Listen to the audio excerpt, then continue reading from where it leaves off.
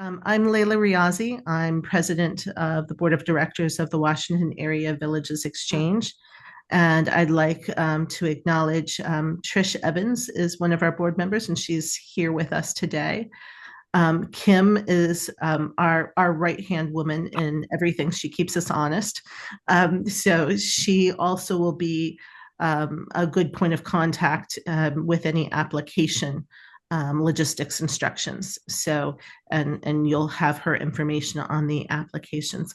But what I briefly wanted to do before we get into why we're all here, which is to hear from and to be able to talk with Chris, is just to take us back to remind us about how the Finishing Strong Award was created and funded by Chris and his partner Gail back in 2022. And they have generously funded, and in this year, again, increased funding for this program. And I'll let him talk about more with that. But one of the things that I wanted to bring for all of us to be in a listening place for is one, this doesn't have to be complicated. And I'll say that, and Chris will say that. So if you're feeling at all overwhelmed, please reach out. Two, please don't keep this close to your vest. We want for every village to know about this opportunity. If we get in 20, 30 applications, it just lets us know that there's an opportunity to do more, to maybe bring in more funding for this. And then also, both from a personal and professional level, I think all of us know, and I just wanted to share a very brief story of someone in community who's very dear to community, who didn't benefit from this sort of support and is now in a place where she is being subject to the conditions that she is living with and not able to make the choices that she might have made because she did not have the supports that villages can provide with the funding from Chris and Gail to have a Finishing Strong program. And when we see this, when we see the effects of this in our community, it really brings forward what villages can do to help so that people are in charge of, in control of, to the extent that we are each capable of what our decisions are, and that our decisions are reflected so that we can have agency in the decisions that we make. Because life doesn't always go in the way that we have planned, and we don't know that tomorrow the conditions may change where we no longer have the choice or decision if we haven't acted earlier. So with that, I know that sounds heavy. We have the option to have that change. And I'd like to turn over to Chris, for you to tell us a little bit more about how we can be good factors for change. Great. Well, thank you, Layla. And I want to start by recognizing Layla and Kim, who have been so helpful to me and a delight to work with. And welcome all of you. I know many of you, and it's a delight to see you all. Thank you so much for coming. I want to start by just going back to that point that Layla made about complexity, because I think I worry sometimes that some villages look at this Finishing Strong award and think, oh my gosh, we're not good writers, for writing proposals. We don't have any expertise on death and dying. Is Chris looking for something highly innovative and audacious? And, oh my gosh, can we do? I just want to sort of let the pressure down a bit and let you all know that it doesn't have to be, as Layla said, complicated or onerous, or you don't have to be incredibly sophisticated and clever or anything like that. I mean, when I started 10 years ago at at Bethesda Metro Area Village, I just sent a note out to my colleagues, to my friends in the village, and said, maybe we get together at my house and talk about death and dying in his life. And so, so some people came and we just brainstormed what to do, what we wanted to do, what we wanted to learn about. We started inviting in some speakers. We had little meetings, and it just evolved. It was very simple and very positive. So, I just want to start by re-emphasizing the point that Layla made that this. I don't want you to think this has to be incredibly complicated and I mean, if it is, that's fine, but it can be very sort of simple and straightforward the way I started. I do want to emphasize that this book is helpful. This is the book I wrote, Achieving a Good Death. But please don't buy this book. I'll give you a copy. Just write to me, and I'll send you a PDF if you don't already have it. Because the reason I'm pointing it out is not to promote the book, but because it just shows how big the content is of this subject. Some people, sometimes I worry that people think end of life. Okay, so that's hospice, funeral planning, and grief. It's much more than those. It is those things, but it's much more than those things. And I mean, there's a huge. It starts off one of my early chapters in my book is on living well to die well, and so lots of things go on to achieve a good death. Lots of things go on, as all of you know, way before death comes close. Doing advanced directives, doing a dementia rider, having a healthcare agent. All these, lots of things go on in the decades before we get fragile and senescent. So I just wanted, I'm stressing this book only because it'll show you the wealth of topics in this subject, in this subject. And if you don't have a copy of my book, please just send me a quick note. Perhaps Kim, you could put my email address in the thank you in the chat. It's christopher.n.palmer@gmail.com. Just send me an email just saying send P. That's what you need to say. Send PDF. That's what you need to say, and I'll send you the PDF as a gift, totally free. Totally free. Okay, I'm happy to share the book with you if you would like that. So, what is the goal here? The goal is to just to build on what Layla said. The goal is to encourage villages to create programs to help their members approach the last third of their life with some sense of control and agency and autonomy, some sense of serenity and tranquility, and when I first got into death and dying, um, the reason I got into it is I was petrified. I mean, I'm 78 now. When I was 60,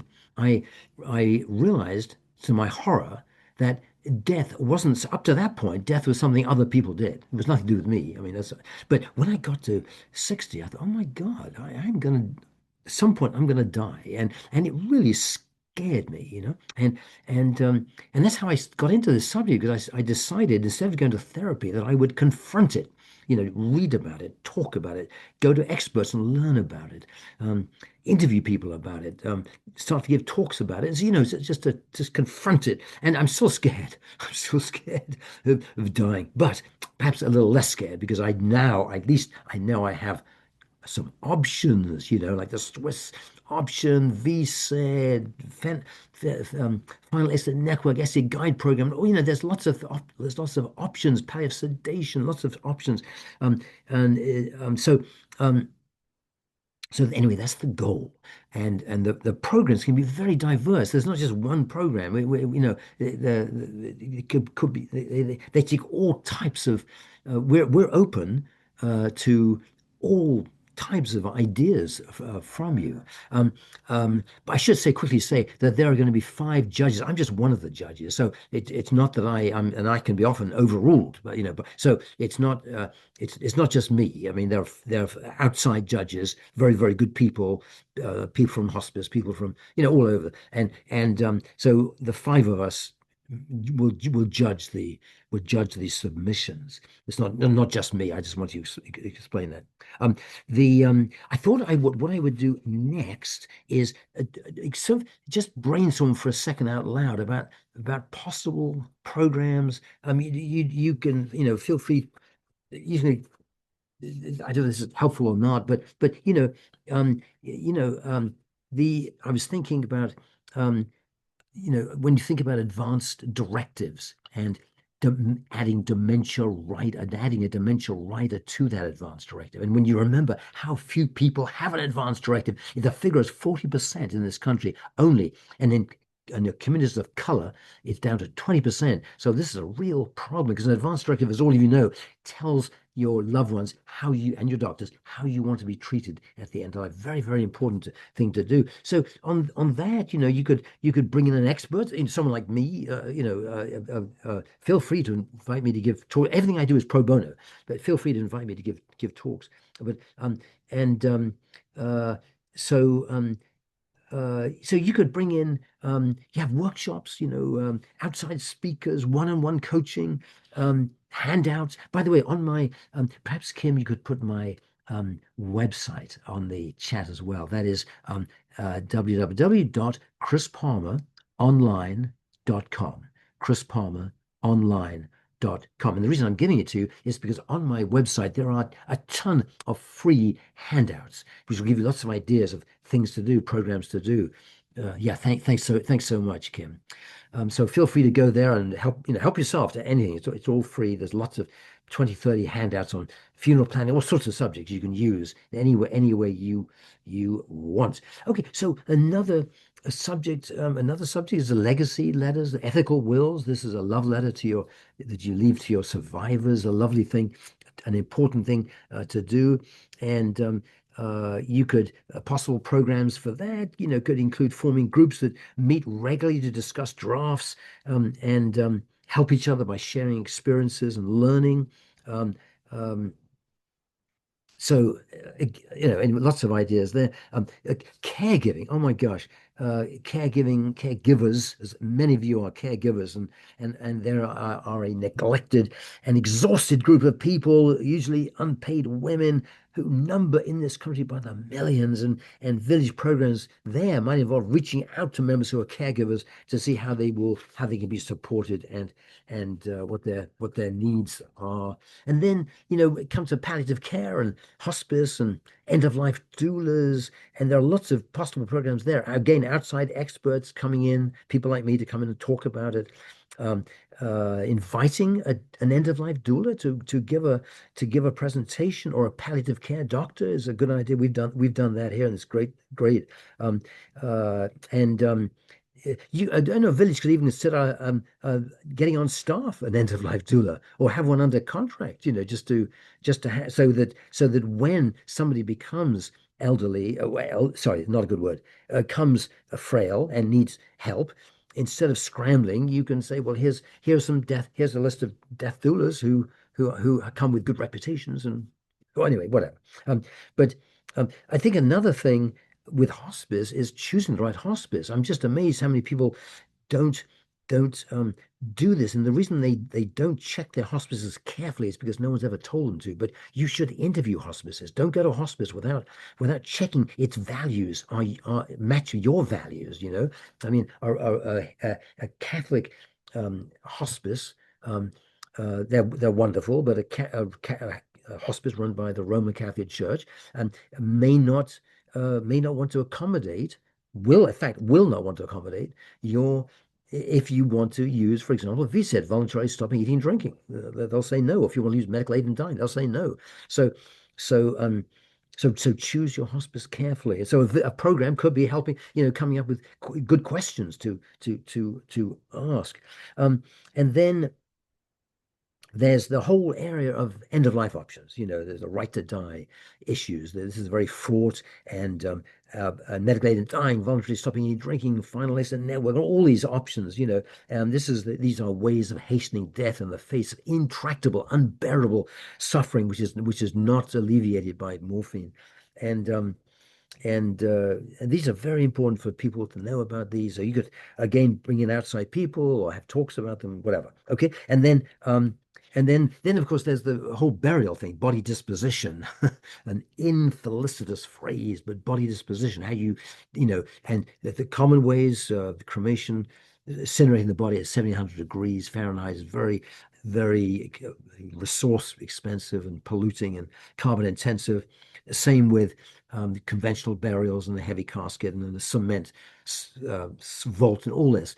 So three good ways are, green burial. That's how Gail and I are going to be buried in Reflection Park, about 20 minutes from my house here in Bethesda. And then there's alkaline hydrolysis, the way Desmond Tutu disposed of his body, where the body is surrounded by water with lye, 5% lye, and decomposes, or natural organic reduction, human composting.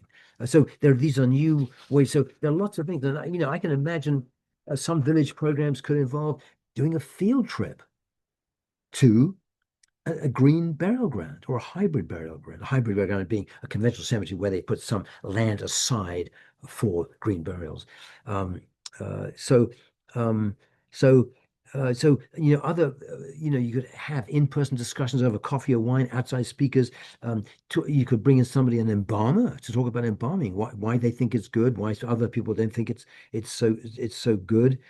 You could watch videos of, there's lots of on YouTube, lots of videos. You could bring people together, watch a video and discuss it, things like that. Um, and and you could also arrange, here's an idea. You could arrange for a field trip to a funeral home. That's fascinating. I took a group of people from my village to Pumphrey Funeral Home. It's fascinating. And I was intrigued how they kind of hid away in the corner the less expensive caskets. They want to try and get you to buy, these $6,000, $7,000, $8,000, $10,000 caskets. So they sort of hide away the less expensive ones. But visiting a funeral home is a fun project to do. And Okay, and then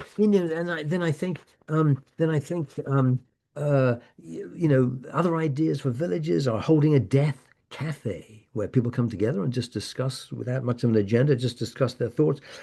Hosting a death over dinner is a wonderful idea. Creating before I die wall is another possibility. Creating a multi-generational project because young people need to know about end of life early on. Along with sex education and things, I would like to see schools doing more death education.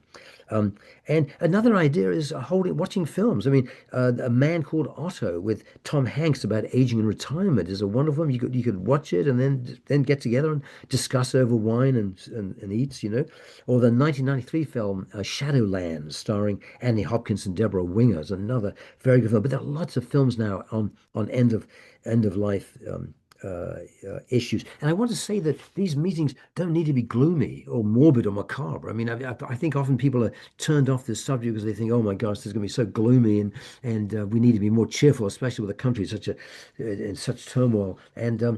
So what I found is these meetings are often full of laughter, and people enjoying each other, and that's one of the wonderful side effects of these end of life or death and dying or aging, death and dying programs is that people get together, which is the essence of essence the quintessence of the value of a village. People getting together, and you can do that through these death and dying programs, where the mood, as I say, the mood and tone of the meetings can be upbeat and fun. There's lots of camaraderie and enjoyment. What I found is, there's a taboo against talking about death and dying, but what I found is that once people start talking about it and asking questions about it, they get fascinated. What happens to the body when it dies? How do you do a dementia rider? What is a dementia rider? I mean, how do I talk to my children about this? How do I open that conversation? What can I do now? To when I'm fit and healthy, to achieve a good death. So when I'm on my deathbed, I'm not full of regrets and pain and so on. So there's lots to do early on. All right. So let me end up here. It is 10:24. So let me end up by saying, so the deadline, as you all know, for applications is April the 15th. So what are we on? Oh, 2/12. So April, March, April. It's just about 2 months' time. 2 months' time. April 15, 2026 at 5 p.m. Eastern Time. And Chris, apologies for interrupting. If you could please speak louder, Oh, Some people are having a little difficulty hearing. so sorry. I'm so sorry. I'm so sorry. Would is Layla and Kim, is there anything you'd like me to repeat? Maybe starting with the deadline conversation. Okay. Okay. So the deadline, April the 15th. I'm so sorry for my soft voice. April the 15th is the deadline at 5 p.m. Eastern Time. And then I want to the total amount of funding is $7,500. We raised it. Last year was 5,000. Now we've raised it. And by the way, this is going an ongoing project. I'm intending to do this with Wave for the next 10 years. As long as I'm alive. And we may raise the money next year as well. So um, so so I want to talk about the criteria, and this may be a little off-putting. So this comes back to the complicated issue. We wrote out these criteria, but please don't think. I don't want people to sort of overthink this or think these are critically important. I don't know. Anyway, let me say what they are. There's seven of them. Number one, they're pretty sort of standard. The program is designed to maximize impact. Obviously, we want to have an impact and opportunities for engagement. So you want to engage, find ways to engage your members. That's obvious. Number two, the program consists of multiple sessions rather than a single event. That's obvious too. I mean, you don't want an event and stop. You want something which is ongoing if possible. Once a month or something. I hold my meetings, my events in Bethesda Metro Area Village. We call it the Aging, Death and Dying Group. No, what do we call it? Oh yeah, that was funny. When I first started this 10 years ago, I called it the Death and Dying Group, and the board came to. I wasn't on the board then, and the board came to me and said, "Chris, please, can you change that? It kind of scares people."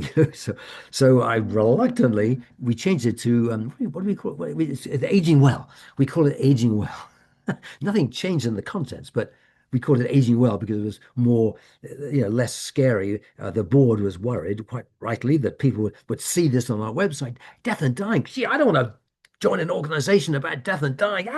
So we changed it to Aging Well. Um, so anyway, that was a funny story. Yeah, multiple events rather than single event. Number three, the program implementation plan is detailed and achievable. Yeah, so I think all that means is that instead of saying, we're going to hold a meeting, please fund us, it says a little more detail. How are you going to go about it? Who will take the lead? These things do generally need somebody. A leader. It doesn't have to be a board member. It could be just anybody. I mean, when I started this 10 years ago at BM at Bethesda Metro, I was a nobody. I was just a complete nobody, and I just put my hand up and said, may I start a discussion about death and dying, and so uh, but so the program implementation plan is detailed and achievable. So yeah, that's pretty straightforward, I think. Number four, the program is inclusive and interactive. And again, that interactive word just it goes back to the word engagement in criteria number one. I mean, it's obvious. You want to include everybody. Nobody should be excluded. That's obvious. And interactive. In other words, it's not just somebody standing up like I'm doing now, it's talking, but where the people can contribute, come back. There's some interaction. People can make points. People can ask questions. And interactive. Okay, and then so number five criteria, the program is capable of generating support for longer term engagement on the issue. So this really comes back to the multiple session rather than single sessions. The program is capable of generating support for longer term engagement on the So we're looking not for a one-time thing, but for something which will have some ongoing engagement. Yeah. Number six, the program can be replicated by other villages. I mean, that's obvious, but I think that's fine. I mean, that will apply to anything you propose can be replicated. That's fine. Number seven, this is very similar. Number seven, the program, and the last one, the program has the potential to serve as a model for other villages. So I think that's pretty straightforward. So I don't want you to get worried by those criteria. Oh my gosh, we've got to do this, do this. No, it's going back to the latest point about complexity. All this can be very very straightforward, and so we talk about criteria, the amount of money. I've talked about my website for handouts, my email address. Please write to me if you have questions. I'll help you any way I can. Again, write to me for get a PDF, free PDF of this book, so you can use that as a resource. And before we start the questions, it is 10:30. Before we start the questions, Kim, would you like to show people the website and the application form just so they can get a little bit familiar with what to do. Sure. Thank Yeah, I you. just wanted to point out that it's very easy to access the application and more resources about planning a program. So if you go to the WAVE website, wavevillages.org, it's right there, right on the homepage. So we have um, information there. And if you just click there, it'll take you to the page with lots of resources and the link to the application. All of the criteria that Chris just reviewed is there. And then there's lots of information about previous winners. So there's program details here. And as Chris mentioned, this one of the goals of the program is to share that it can be done, and to share information about successful programs that other villages have hosted. And we have a nice list of them here. And then also down at the bottom of this page, you'll see a lot of links to a lot of the resources that Chris mentioned. So it's all there right front and center in the website. And then there's the link to the application right there. And so you'll see on the second page, the application, we really, you know, tried to make this application not complicated. We're going to keep emphasizing that we don't want this to be complicated, and we're here to support you as you're preparing your application. But you'll see all of the types of information that we're requesting here. So it's all right there. That's, thank you, Kim, very Mhm. much. And I just want to make a point that some of you may be wondering because you saw the past winners. I think this is the third year we've done this now. And past winners can apply again. I encourage you to. If you've won in the past, that's great. Does not disqualify you from applying again. Quite the reverse. I mean, it build on what you've done. So I just wanted to make that point because some of you may be wondering, well, I won last year, I won 2 years ago. I wonder if that somehow puts me at a disadvantage. It does not. It does not. It does, and it doesn't we are open to all proposals, whether you've won in the past or not won in the past. By the way, nice notes here from Bree Baldwin and Wendy Graham. Thank you. I know Bree and Wendy have gone; they had to leave, to jump to another call. But they're nice notes. Thank you very much, Bree and Wendy. So let me hand the microphone back to Layla. Thank you so much, Chris. And let's go forward and open for questions. And who would like to begin? You can come off mute. So, Trish, please go ahead. Good morning. This is so awesome. It's a subject near and dear to my heart. I actually had the opportunity to meet Elizabeth Kubler-Ross way back in the Oh, day. wow. And yeah, my great aunt was very good friends with her, and I Oh, took a few wow. college classes and such. It's always been a fascinating topic to me. And such an She's a individual, great person. yeah, is such an individual, like anyone's life is as unique as their death experience.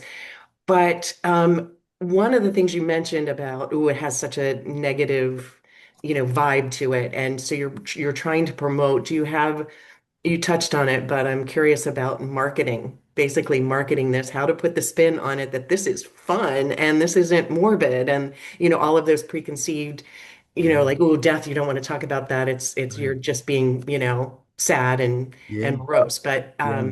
Yeah, such a good Trish, such a good question. I don't really have a good answer except just I think to some extent it's a question of leadership.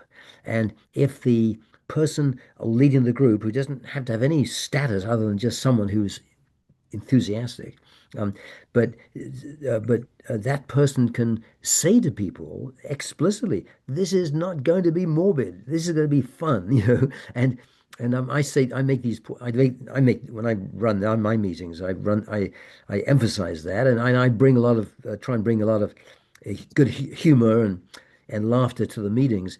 But it's tough. It is tough, and some people will say, some members of your villages will say, "Oh, I don't want to talk about that," and that, but and at first you may just get, only three or four people coming to a meeting. But as you continue the meetings and word gets out that they're fun, that they're interesting, that you have good speakers and we do some fun field trips and word will eventually get out. I mean, my own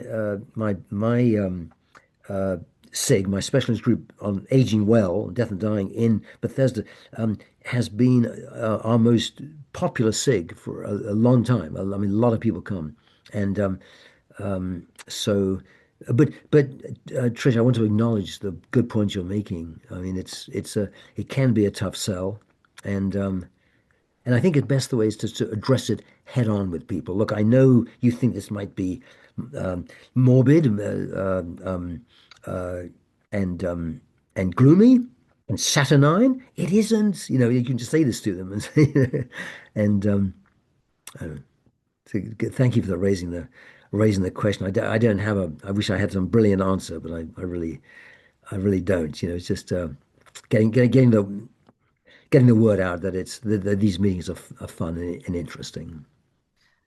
Trish, Chris, if I may, one thing that I have to offer in this is really centering the idea of agency, that by my decision, by my choice, and that really ends up being powerful in a number of conversations. Um, that and the other thing is, guess what? We all have to go. So I get to decide how I wish to go. So, those sort of thing of, and other things. And I'm sure, I believe this has been a book title. None of us are going to get out of here alive. So those sorts of things. And then bringing it back to that, the powerful aspect of this is being able to have brave conversations in a safe place. So about this, Very. and others, are there some other ideas in here of what Trish was saying for those who are gathered?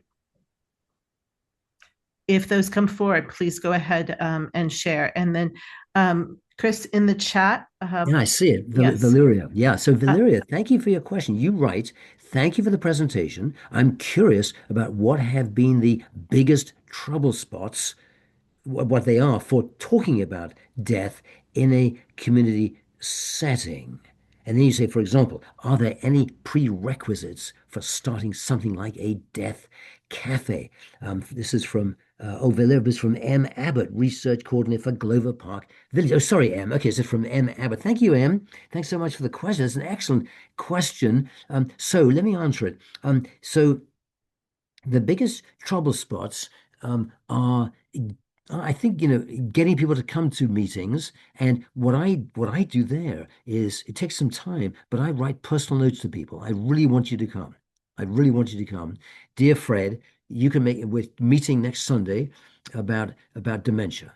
And I know your dad died of dementia, as you've told me. So I would love you to come and give us your thoughts about, so personal notes, really one-on-one notes, really I found make a difference. And often within my meetings, I write 40 or 50 personal notes to people. Please come, and so this part explains why the SIG is so popular, because I reach out to people one-on-one. So what trouble? So Anne, back to your question. Biggest trouble spots is I think getting people to come and realizing that it's beneficial to them, that they're going to benefit from it, and it'll help them end their lives in a much more gentler way. Are there any prerequisites for something like? No, none at all. I mean, you can come to me for advice on that, or you can just Google Death Cafe. The deathcafe.org website has all the information, tells you how to do it. Very, very straightforward, and easy to do. Anybody can do it, and you don't need to have an expert there like me on there. I mean, you can, but often Deaf Cafe is just for regular people to get together just to talk about their feelings. And there's no real agenda with Deaf Cafes. You can whatever's on people's minds, you know. So. So no prerequisites. So Em, do ask me a follow-up question. Did you? Where are you, Em? Let's see. Where are you? Um, let's So see. M's followed up with an awesome thank you. Oh, okay. Oh, great. Hi, Okay. I'm Oh, I'm in the gym. Sorry. oh, good for you. Um, In the gym. That is a great. That is a key way. That is a key way to achieve a good death. You know what? One of the things I learned from yeah. working with hospice nurses is if you live a good life, keep fit, a generous, kind, decent person, then you're more likely to have a good death. So exercise away. That's great. So, Em, did you have any follow-up questions? I guess my follow-up would be, what what looks like a reproducible product? Like, is it a report or a presentation? Like, it sounds A, like re- a Death Cafe repro is already its own thing. Um, No, but it, so but how that, do you? yeah, well, Death Cafe is its own thing, but it's reproducible, so it meets that. So I mean, anything you do can be reproduced. I mean, it's hard for me to imagine a village program, any of you invent or create or run, that isn't reproducible. That has been done before doesn't matter. The fact that it's been that's why I want to emphasize that, along with the complexity thing, it doesn't have to be incredibly innovative. You know, we're only going to win this grant from Chris if it's incredibly new and complicated, no, it can be quite straightforward. As I say, I started by inviting a few friends around to talk. So anything, you know, anything is reproduced. It's hard for me to imagine a program that can't be reproduced. You know, people can look at what you've done and just reproduce it, just copy it, be inspired by it. So I'm not sure I'm answering your question, Em. No, that's great. Thank you. Yeah. Thank you so much. Not at all. Keep exercising. Don't stop. Good for you. Good for you. Chris, it sounds like, and Kim, it sounds like one of the things that we may be able to put into future information about this grant is that we're not talking that something needs to be a original creation. That's always welcome. But Absolutely. the application is not about that what you are putting in has never been done before. That's a good I mean, point. that would be an impossible. Yeah. I mean, so much has been done in this area. Yeah. I would almost, you know. So I quite agree with you, Layla. And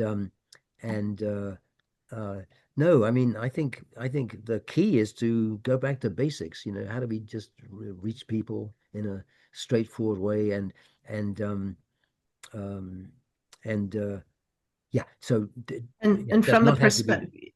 perspective of WAVE, the reason WAVE, we're very grateful for what Chris and Gail have brought forward. And one of the reasons that WAVE is facilitating this is that we're here to learn from each other. And if we're here to learn from each other, that means that we're incorporating and building upon and finding ways to both duplicate but bring into how it works for our village, our neighbor to neighbor situations, to make this a program that fits for the members of our individual villages. I love that So point because no shyness about pulling from something else. That is the best of way to honor the programs that have come before. So, yes, and I Chris, love it. I'm assuming what I'm saying very much is in keeping with how you're viewing Absolutely. this. Yes. Yeah. Absolutely. And I love that point, Layla. Thanks so much for making it. Yes. But we should all borrow liberally, but also you made another point, which is or sort of implied another point, which is each of our villages is unique, and we each have our own culture, our own way of doing things. And so one of the keys here is seeing what other people are doing, taking good ideas from other people, and then, as Leila said, adapting them to our own village. Making accommodating the idiosyncrasies and culture of our own village, so it works with our particular village. uh, uh, I want to invite more questions, but when you came on camera, what came to my mind is we can have these conversations anywhere. so Right. so just keep that in mind. We do have these conversations everywhere. Other questions, please, for I Christine. see a question here from Beth Miles. Thank you, Beth. Nice to meet you. Please get in touch with Barbara Christie and me and join our new. Okay. So I think this is an invitation to everybody, Beth. Is it nice to meet you? Well, I'm sorry, I never know which button to hit. I actually meant to send it to M, who was a brand new uh, in Glover Park Village, and we have not even met yet. But we just began a volunteer group within our village that we're calling ourselves the Last Chapter because no one wants to be invited to a meeting about death and dying, but they like the last Yeah. chapter. And we're working on how we can develop programs and what we can do, certainly to be considered for this grant. So it was really trying to reach out to her because we have not even met yet, but we're meeting Yeah. next week and would like her Wonderful. to join us. Yeah. Great. So, Em, I know you're working hard on that treadmill Yeah, and right. panting, but I hope you heard Beth's lovely invitation to you. So Beth, thank you. Yes. Thanks very yeah. Thanks very much. Let's see. I think Trish had I was something. just this is getting too much in the weeds, especially at this late moment. But is there a critical mass of people? I've gone to a few death cafes, and I find that when there's a dozen or so, I mean, you're having some pretty intimate conversations, um, and sharing pretty intimate feelings, very personal, to your culture, to your history, to your family, what have you. Yeah. Is it possible for these to be too big, or will it just naturally break into smaller groups Yes. within a larger group? Yeah, there's usually a facilitator in Okay. these groups, someone who gives some structure to it, and if there are 20 people or more, it's quite common to break into small groups of 3 or 4 so that people can talk together. But if say 8 to 10 people come up, then they could all talk. But Trish, you're quite right. The thing to do is to be adaptable, see what fits the group, and Mhm. and you could even say if group is over 20 people, you can even say, what do you all think? Should we break into small groups? Or, you could ask them. And so, yeah. So, yes, if it's 30 people all talking together, that can be a little intimidating. And it means that it probably means that the reticent, laconic, quieter people are not talking, which is never a good thing. You always, one of the key roles of a good facilitator is they bring out the people who tend not to talk so much. So, yeah, so breaking into small groups is good. But good question, Trish. Chris, can I ask a follow-up question about that, just about the facilitation of these kinds of conversations? Um, I think villages are really uniquely positioned to, to host these kinds of conversations and to create that space. And I think that maybe part of, laying the groundwork for these kinds of conversations and making people feel like they would like to start thinking about this is making sure that it's a safe space for people to share. And I'm wondering if, in your experience in hosting these kinds of programs and being president at so many of them, I'm wondering, how have you seen facilitators or organizers of these kinds of programs establish these as a safe space and a place where people can really come and feel like what they share is going to be held in confidence and not Yeah, judged. yeah, yeah.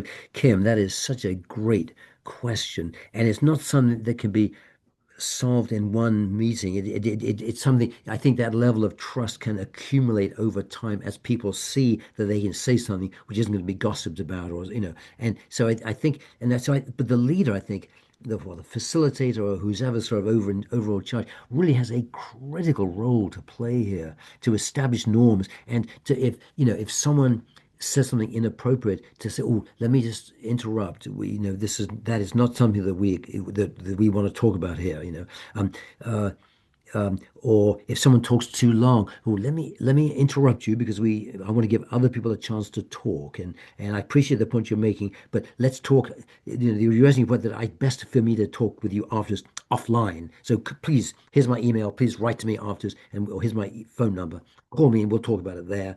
And then Trisha, you haven't said much. I know you feel it, I know you have thoughts on this subject. Please take your time, but is there something you'd like to say now? And so the gentle, the leader can find ways to bring out quieter people, to to cut off people who are loquacious, um, and and to stop any in a polite, firm way, any discussions which are inappropriate. I mean, we have, this comes up with current politics, and we try in our meetings, we try and because there's always there's a variety of positions, and so it's best to avoid those. So if someone starts, say, I'm just making this up, but say somebody starts upbraiding Trump or criticizing the Trump administration or something like that, I will gently close that down because I don't want anybody, even a Trumpite, to feel uncomfortable. So that's I think that's that's a challenge to the leadership Chris, I really appreciate when you're bringing forward the conversation on norms. So establishing that for your group, and being prepared to suggest norms and then receive feedback yeah, from the others in the group as to whether or not we right, all can agree to that. exactly. Yeah, And yeah, at the same time as what you're saying, that the facilitator kind of owns the meeting and that this we're moving on, yeah, type of thing. But the something that came before, there are two levels to this that I've seen working with Chris. There can be the larger presentations where there can be multiple people in the group because you're in the point of receiving information, and then the breaking into smaller groups, either as a follow on to that or as a continuation in the future of how we're going to come back together, because yeah, that allows for bringing in a presenter or watching a movie together in yeah, a larger group. So feel yeah, free, I would say, from what I've seen in the applications, to do that. yeah, yeah. And Barbara, I saw your hand up. Did I see your hand up, Barbara? Think I'm a little late, but I just wanted to say to Trish that you can start every group with anything said in here is confidential.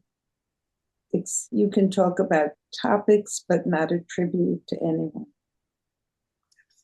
Yeah. It can be just a beginning. From there, develop any other.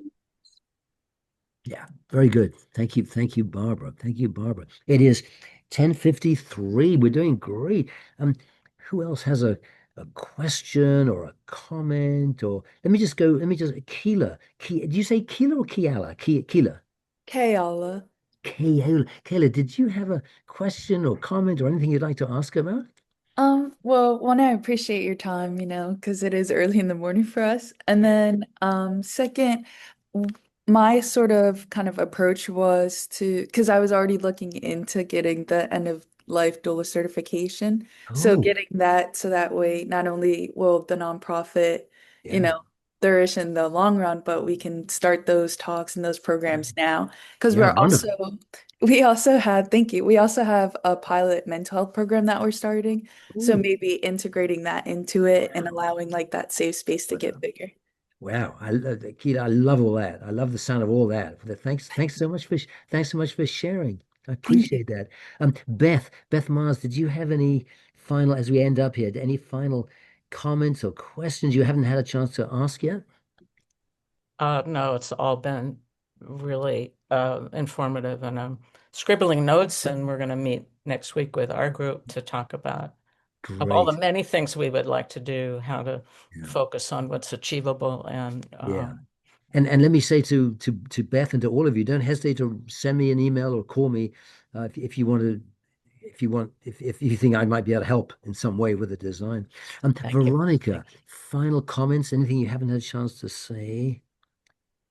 No questions, but just a comment that I have not participated in a death cafe or anything like that, but I have planned my funeral and I have enjoyed sharing that with other people and like discussing this, even though I won't be there, but like letting them know why, I Yeah. chose certain elements of the service. So I can Yeah. only imagine, how it will feel to share these Yeah. kinds of decisions and that it will feel good. So Yeah.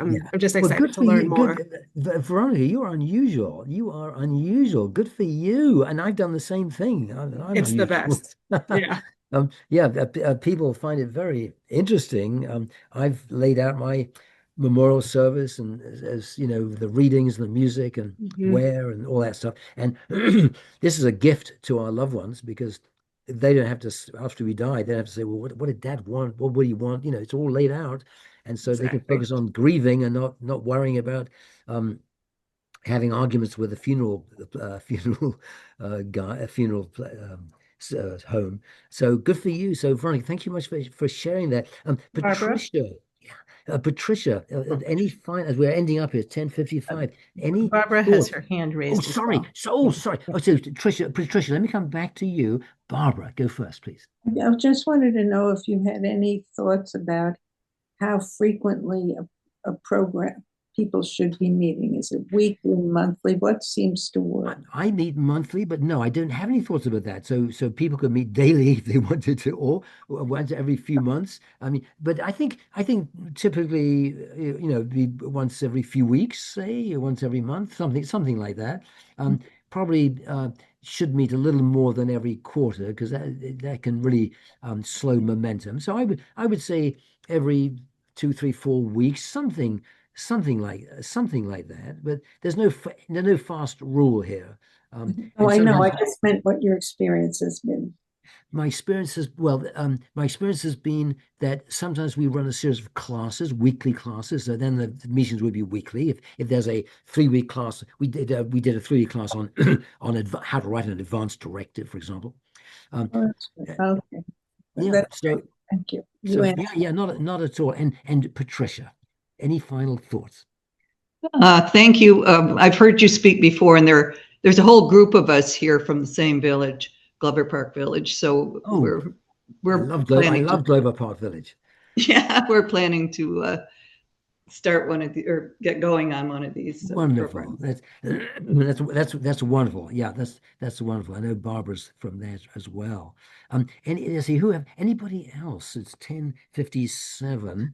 Anybody else? Zoha has put just a compliment in the chat Oh yes, thank you for for asking bringing that. up. Yeah. Oh yes, Zoe says thank you for asking that Barbara, because we did a series on end of life, and I was wondering that too. Great. So Zoa and Barbara, I hope I answered that question adequately. If I didn't, feel free to ask it again. And Chris, since we're coming to the end, anything that you would like to share, and then I'll close us out. Right. I just want to. The only thing I'd like to share is to say how grateful I am to all of you for your interest in this.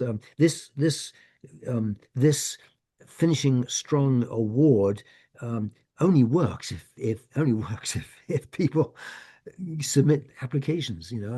Otherwise it's dead in the water. So I'm so grateful that all of you came today and are interested. I hope you'll submit applications, proposals, by the deadline. And I just want to express my gratitude to all of you for, in a sense, giving me this opportunity to do this with you. So thank you, and a special thanks to Layla and Kim.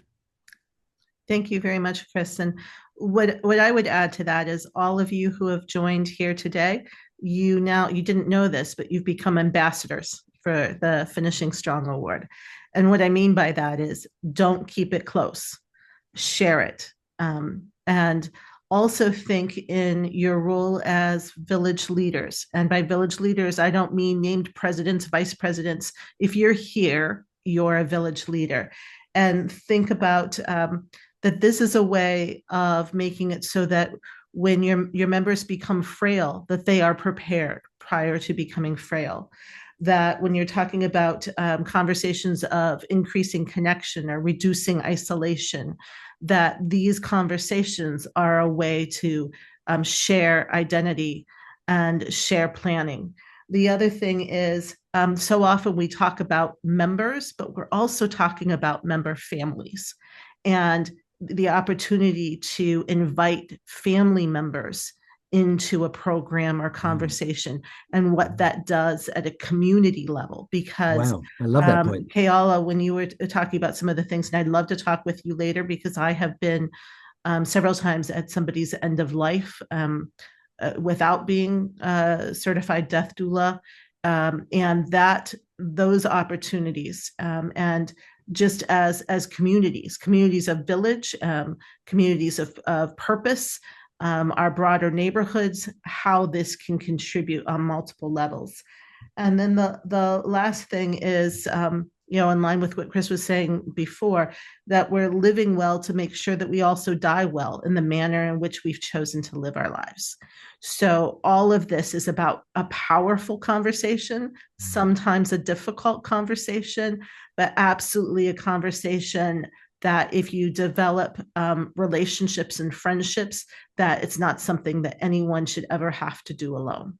So, and once again, Chris, so thankful for you developing this program, sticking with this program, and continuing to fund these opportunities.